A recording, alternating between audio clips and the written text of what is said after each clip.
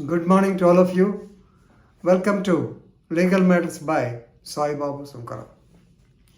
In this video, we are going to read or learn the importance of Section 313 of the CRPC. Section 313 of the CRPC, which gives power to the court to examine the accused whether he committed the offense or not. You all know, under 229 CRPC also, if the accused pleads guilty after the framing of the charges and read over to them under 228, yes, he can be convicted if he admits the offense. Next comes the stage of 313 CRPC. So at the time of 313 CRPC, I told you very important point. Right to remain silent is a right to the accused. If he remains silent, the court has to understand that he did not commit the offense. Normally, during the 313 CRP examinations, we train the accused person to say only 3 words. Ledu, Kadu, ma meeda abatham case chepparu. No, not true. A false case was instituted against us. This is the version, this will be the version of the accused in almost all cases. But certain people, out of inhibition, they keep silent because they committed the offense. They did not want to say that they have not committed the offense. What to do? Better to remain silent. In such a circumstance also, basing on the principle of doctrine of self-incrimination, please remember, the court shall take it as negative sense. So please remember, so after the prosecution witnesses have been examined, the court has got power to examine the accused persons. Of course, the section says the court may at any stage, without previously warning the accused also, they can put such questions to him. So this is examination of the accused person, right? At the time of examination, if he remains silent, then you have to take it in the negative sense. This is once again reiterated in the case of Indra Kunwar versus State of Chhattisgarh in Criminal Appeal number 1730 by 2012, decided by Honorable Justice Sanjay Karol of the Supreme Court of India on 19th October 2023. So why we have to read the judgment because in this case Honorable Supreme Court of India framed 12 principles to be applied during the so-called 313 examination. So let us have a small factual background of the case. Here it's a very simple case. The woman Indra Kanwar, she was convicted because she has got, of course she was discarded by the husband.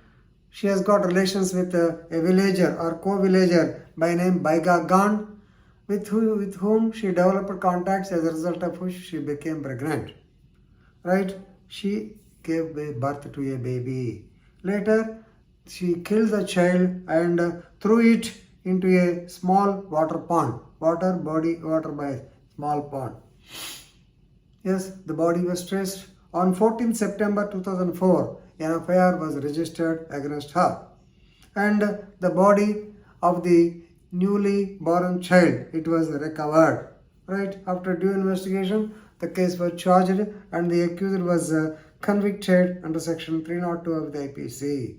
Why? Please remember, the judgment says out of prosecution, out of 8 witnesses, 5 witnesses turned hostile, but still the other witnesses they disclosed the illegal relationship between the convict and the other Baira Gaon.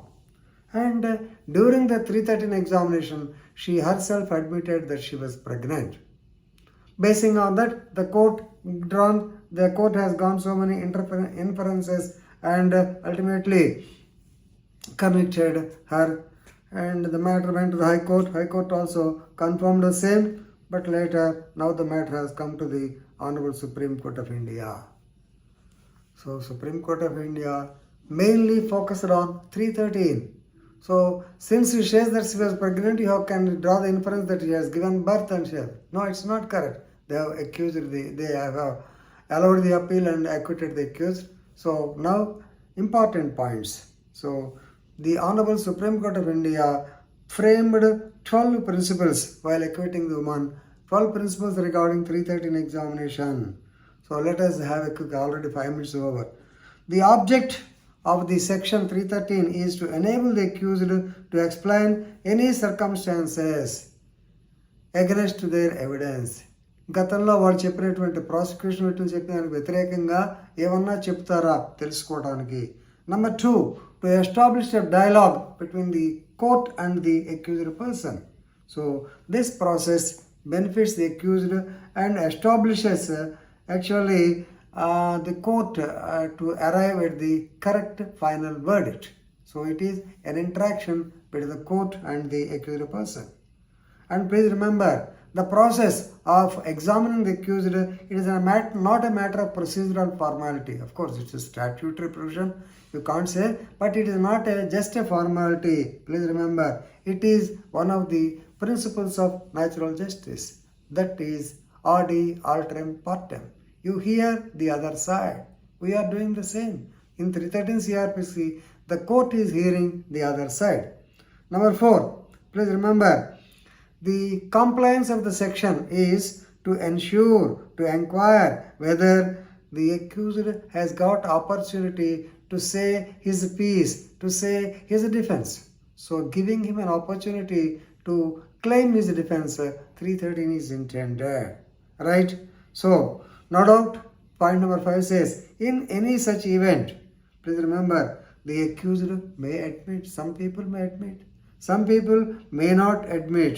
Some people may say another alternative version also. No, Your Honor, this did not happen. What actually happened is this. Yes, the court can know all these things.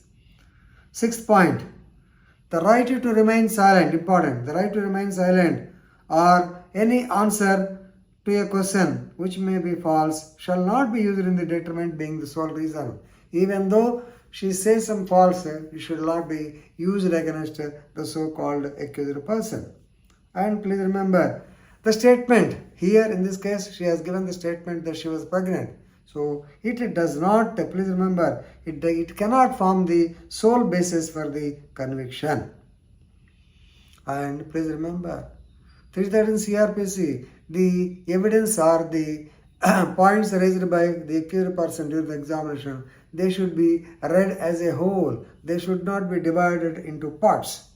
So please remember, and please remember, since that statement 313 examination is not on oath, so it does not qualify as evidence under section 3 of the Indian Evidence Act 1872. Right? So please remember, there are two other, the court is obliged to put the material before the accused person in the form of questions and answers also. The section also says like that. Right? So please remember, non-compliance with the section may cause prejudice because the accused may impede the process of arriving at the fair decision. Anyway, these 12 directions are more important. Particularly, Supreme Court of India focused on the right to remain silent. And if the accused person says something, basing on that, you cannot presume, you cannot draw inferences. Very important decision, very important principles propounded by the Honorable Supreme Court of India. Please read them and enrich your legal knowledge. With this, I am concluding. Thank you very much.